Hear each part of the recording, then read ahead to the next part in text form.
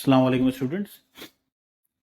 बेटा last topics हमारे जितने भी गुजरे हैं या इससे पहले की वीडियोस अगर आप देखेंगे तो वो सारी वीडियोस लेंथ के इंस्ट्रूमेंट्स के ऊपर बनी हैं, जिसमें आपने स्केल और वर्नियर कैलिपर और स्क्रू गेज ये तीन इंस्ट्रूमेंट्स देखे, उनका लीस्ट काउंट देखा, ज़ीरो एरर देखा, उनकी मेजरमेंट्स देखी। अब हम अपनी क्वांटिटी को चेंज करने जा रहे हैं, यानी हम एक नई क्वांटिटी को पढ़ने जा रहे हैं और उस क्वांटिटी का नाम है mass. First of all, what is mass? Mass को डिफाइन कैसे किया जाए? तो मास आपके पास बेसिकली किसी भी सब्सटेंस के अंदर मौजूद क्वांटिटी है मैटर की। तो यही इसकी डेफिनेशन भी है कि it is a quantity of matter present in a substance या बॉडी, कोई भी आप बात कह सकते हैं। तो बेसिकली अगर आपके पास कोई ऑब्जेक्ट है, जैसे कि मेरे पास ये सॉलिड सिलेंडर है, ओके, तो इसमें जो इसके पार्टिकल्स हैं उनकी वजह से ये ऑब्जेक्ट सॉलिड है या इसकी कोई शेप है। सही है। तो ये शेप बरकरार रखने में जो सबसे अहम किरदार अदा किया है वो इसके अंदर मौजूद वो पार्टिकल्स, जिसको आप नॉर्मली क्या कह रहे हैं, मैटर, कि एवरीथिंग इज मैटर। तो हम उस पार्टिकल को मैटर कंसीडर कर रहे हैं या मैटर से उसको यहाँ पे रिजेंबल कर रहे हैं। तो मैटर आपके पास क्या होता है? जो चीज जगह घेरे, जो वजन रखे। ओके, तो अगर कोई चीज आपके पास मास रखती है तो वो मैटर से कनेक्टेड है, यानी कि उसके अंदर मैटर मौजूद है। और कोई चीज अगर मैटर है तो वो अगेन उसमें भी मास मौजूद होगा। तो ये दोनों चीजें आपस में इंटरकनेक्टेड। ओके, तो मास की आपके पास मैंने बहुत सिंपल सी डेफिनेशन यहाँ पे लिख दी है। ओके, डेफिनेशन के बाद बात होती है कि मास का एसआई यूनिट क्या है। तो the SI unit of mass is, तो हम इसको कहते हैं किलोग्राम। ये हमने अपने प्रीवियस टॉपिक्स के अंदर डिस्कस किया हुआ है। इसको आप केजी भी कहते हैं। सही है। बेस क्वांटिटी का सेकंड क्वांटिटी आपके पास मास है और उसका यूनिट हमारे पास किलोग्राम होता है इन एसआई सिस्टम, जिसको आप केजी कहते हैं। ओके, अगर पूछा जाए कि व्हाट इज किलोग्राम, किलोग्राम है क्या, तो किलोग्राम के बारे में भी आपको कुछ चीजें पता होनी चाहिए कि ये किलोग्राम कौन सी क्वांटिटी है या कि कितने तादाद में मैटर्स हैं जो उसको हम किलोग्राम कह रहे हैं। तो इसके लिए मैं सबसे आसान चीज आपको समझा दूं कि किलोग्राम बेसिकली आपके पास एक सिलेंडर है। सही है, एक सिलेंडर मौजूद है जो कि international bureau of weights and measures के अंदर रखा हुआ है, जो कि इंग्लैंड के अंदर मौजूद है। और वो एक खास किस्म का सिलेंडर है, खास किस्म के मेटल से बना हुआ है, अलॉय से बना हुआ है। ओके, बस उसको स्टैंडर्ड कर दिया गया है कि उसका जो भी मास है वो 1 kg के बराबर है, और उसी के अकॉर्डिंग जितनी भी मेजरमेंट होंगी ऑल ओवर द वर्ल्ड वो उसी आपके पास सिलेंडर के मास के थ्रू होंगी। ओके, तो एक झलक मैं आपको उस सिलेंडर की दिखा भी देता हूँ। तो ये वो आपके पास सिलेंडर है जो कि प्रिजर्व करके रखा गया है। ओके, और ये सिलेंडर जिस मेटल से बना हुआ है उसको आप नाम देते हैं, मेटल अलॉय है, सिंगल मेटल से नहीं बना हुआ, उसको आप नाम देते हैं प्लेटिनम एरेडियम। और क्योंकि ये इन दोनों मेटल से मिलके बना हुआ है इसी वजह से हम इसको अलॉय कहते हैं, प्लेटिनियम इरेडियम अलॉय। तो ये सिलेंडर आपके पास प्लेटिनियम इरेडियम का सिलेंडर है मेटल का अलॉय है, इसका जितना भी मास है उसको कहा गया है कि it is equal to 1 kg। तो इंटरनेशनली इसको फॉलो किया जाता है और यही स्टैंडर्ड है कि आप अगर कोई मास मेजर करना चाहें तो वो अकॉर्डिंग टू दिस स्टैंडर्ड होना चाहिए। तो इसको डिफाइन करने की जब बात आएगी तो हम इसको डिफाइन करेंगे कैसे? तो basically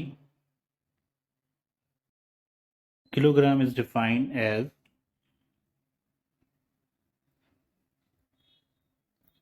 it is a mass of a metallic cylinder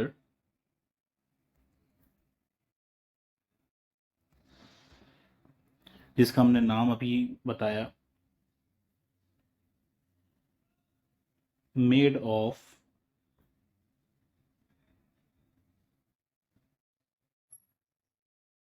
platinum iridium alloy,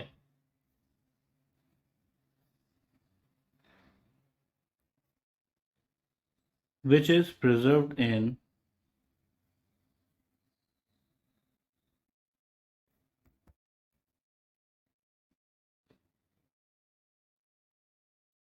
International Bureau of Weights and Measures। Okay, तो ये डेफिनेशन है। इसमें जो इम्पोर्टेंट पार्ट है, भले से आप पूरी डेफिनेशन ना लिखें, बस जो डेफिनेशन आपके पास शुरू हो रही है यहाँ से और प्लेटिनियम इरेडियम अलॉय तक, यहाँ तक याद कर लें या इसको समझ लें, इनफ है किलोग्राम को समझाने के लिए। ओके, अच्छा, मैं इस पर ज़्यादा टाइम नहीं लगाना चाह रहा। मैंने जितनी चीज़ें समझा दी हैं उसको बस आपको याद रखना है। हमें एक्चुअली जंप करना है इंस्ट्रूमेंट के ऊपर कि मास को मेजर करने के लिए कौन से इंस्ट्रूमेंट इस्तेमाल किए जाते हैं, देन हम उसी टॉपिक के ऊपर चलते हैं।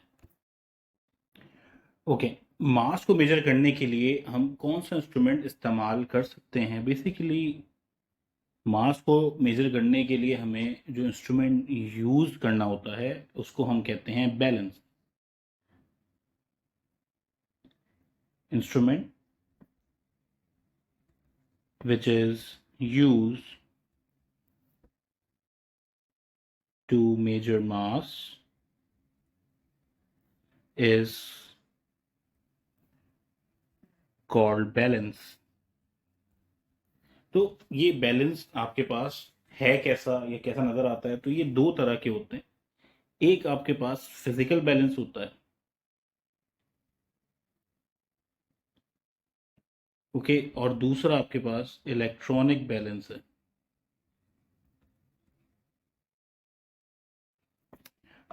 अच्छा, मोस्टली जो बेसिकली हम इसको डिवाइड करते हैं वो दो ही हिस्सों में करते हैं। एक है फिजिकल बैलेंस और दूसरा है इलेक्ट्रॉनिक बैलेंस। बाकी फिजिकल बैलेंस कई सारे शेप में है, उनकी एक्यूरेसी के हिसाब से हमने उनको कई सारे हिस्सों में डिवाइड किया हुआ है। प्लस इलेक्ट्रॉनिक बैलेंस भी बहुत सारे हैं, उनकी एक्यूरेसी के हिसाब से हमने उनको डिवाइड किया हुआ है। बट इन जनरल आपके पास दो तरह के बैलेंसेस होते हैं, एक फिजिकल और एक इलेक्ट्रॉनिक, और दोनों की ही मैं यहाँ पे आपके सामने शो करूंगा। ओके, पहले हम बात करते हैं कि फिजिकल बैलेंस क्या होते हैं और ये दिखते किस तरह के हैं। तो मैं आपको एक झलक दिखा देता हूँ। तो फिजिकल बैलेंस कुछ इस तरह का नज़र आता है। ये आपने बहुत आसानी से शॉप पे देख लिया होगा।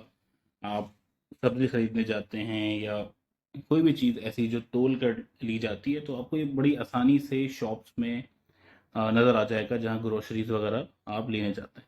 तो ये फिजिकल बैलेंस है। बेसिकली इसको यूज़ करने का तरीका क्या है कि आप एक जगह पे वेट रखते हैं और दूसरी जगह पे जो चीज़ आपने मेजर करनी होती है उसको मेजर करते हैं। फॉर एग्जांपल यहाँ पे आपने वेट रखा 1 kg का, ओके, और दूसरी तरफ आप कोई भी ऑब्जेक्ट जो परचेज करने गए हैं वो यहाँ रख के मेजर कर रहे हैं।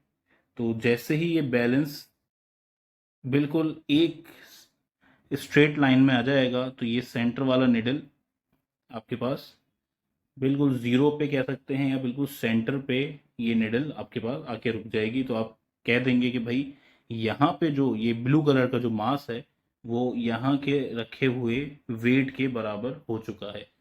सही है। हम इसको कहते तो वेइंग है, वेट है या वेइंग मशीन कहते हैं, बट ये मेजर मास करता है। सही है।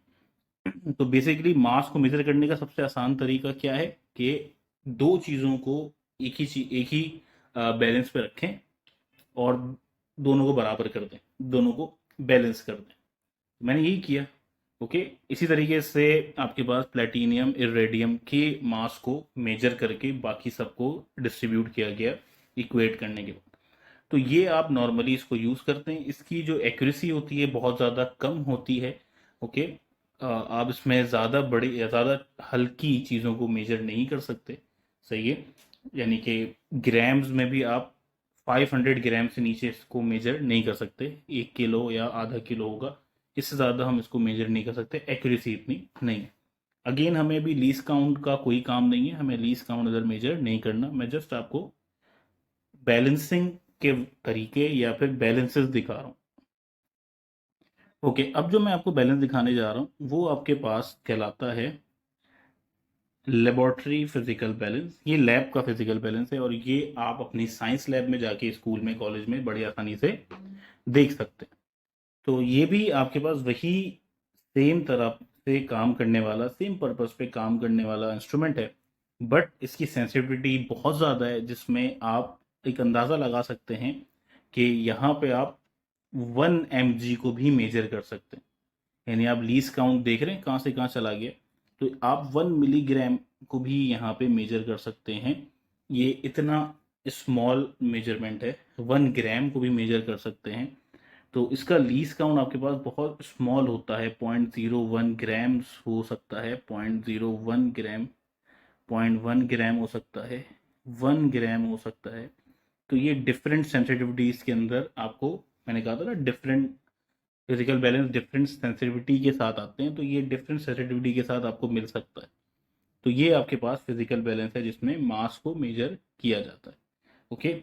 अच्छा, मजीद एक्यूरेसी की बात करें तो फिर हम फिजिकल बैलेंस से चले आते हैं कहाँ, इलेक्ट्रॉनिक बैलेंस पे।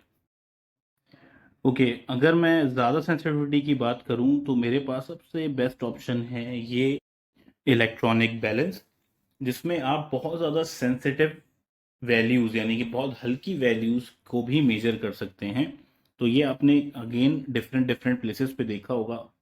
तो जैसे कि आपको ज़्यादातर ये गोल्ड स्मिथ यानी सुनार के पास नज़र आता है, वो उसमें बहुत हल्की सी मेजरमेंट भी कर सकते हैं। अच्छा, इसमें फ़ायदा क्या है कि आपको उसमें कोई वेट नहीं डालना पड़ता, बल्कि इस पर सिर्फ जो चीज़ मेजर करनी है वो इसके ऊपर रख देनी है, और रखने के बाद खुद ब खुद उस चीज़ का यहाँ पे एक्यूरेसी के साथ मेजरमेंट आ जाएगा। तो आप देख सकते हैं इसकी वैल्यू आ रही है 21.164। तो मुझे कैसे पता लगा कि इसकी सेंसिटिविटी बहुत ज़्यादा है या बहुत एक्यूरेट वैल्यू दे सकता है?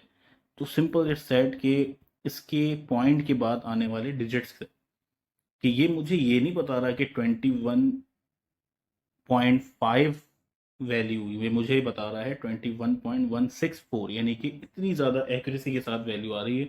और अगेन ऐसे ही आपके पास जो नंबर्स हैं, जैसे कि इसका लीस्ट काउंट आपके पास 0.001 है, तो इसमें मज़ीद और एक्यूरेट वाली वैल्यूज़ आ सकती हैं डिफरेंट सेंसिटिविटी वाले इलेक्ट्रॉनिक बैलेंसेस के अंदर।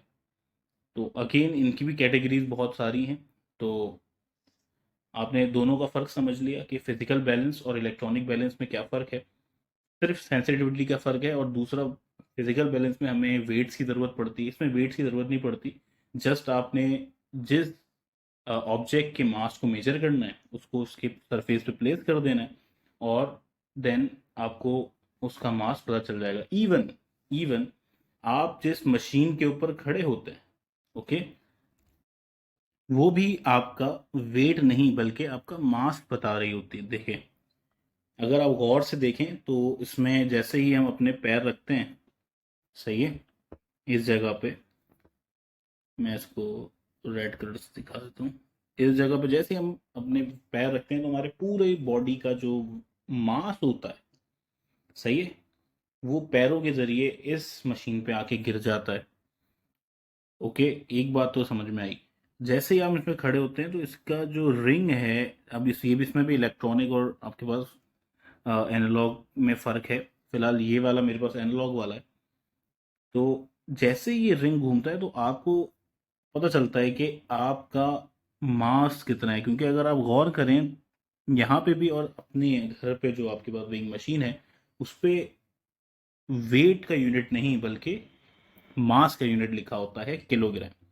तो बेसिकली आप अपना मास मालूम कर रहे होते हैं उस मशीन के ऊपर खड़े होकर। ऑल दो हम उसको कहते तो वेइंग मशीन है, बट ये भी आपके पास एक, तो इससे हम मालूम कर रहे होते हैं मास। ओके, वेट की सूरत में वेट हम निकाल सकते हैं ऑब्वियसली मास से, बट फिलहाल अभी मैं उस टॉपिक पे नहीं जा रहा। तो इसका मतलब जितनी भी चीज़ें हैं जिस पे हम कोई वजन रख कर या कोई ऑब्जेक्ट रख के उसका मास निकालना चाहते हैं, वो सारे के सारे बैलेंसेस हैं, चाहे वो फिजिकल हो या फिर इलेक्ट्रॉनिक हो। ओके, तो मास का टॉपिक मैं यहाँ पे कंप्लीट करता हूँ, मास की मेजरमेंट और उसके इंस्ट्रूमेंट की। और इसमें कुछ इतना खास है भी नहीं, लेकिन क्योंकि एमसीक्यूज में पॉसिबिलिटीज़ हैं आने की, आ सकते हैं, तो इसके एमसीक्यूज मैं अपने कम्युनिटी के ऊपर बना के डालूंगा, ज़रूर देखिएगा। सो मास का टॉपिक अगर आपको यहाँ पे हेल्पफुल रहा हो तो प्लीज़ मुझे बताइएगा कमेंट के थ्रू, और मुझे सब्सक्राइब करें ताकि मैं ऐसी ही मज़ीद और वीडियोस बनाकर आपकी हेल्प करता रहूं। So subscribe my channel, like करें, शेयर करें, और मज़ीद अगर कोई नया टॉपिक आपको समझना हो तो बिल्कुल आप मुझे कमेंट कर सकते हैं। So that's all for now, thank you and अल्लाह हाफ़िज़।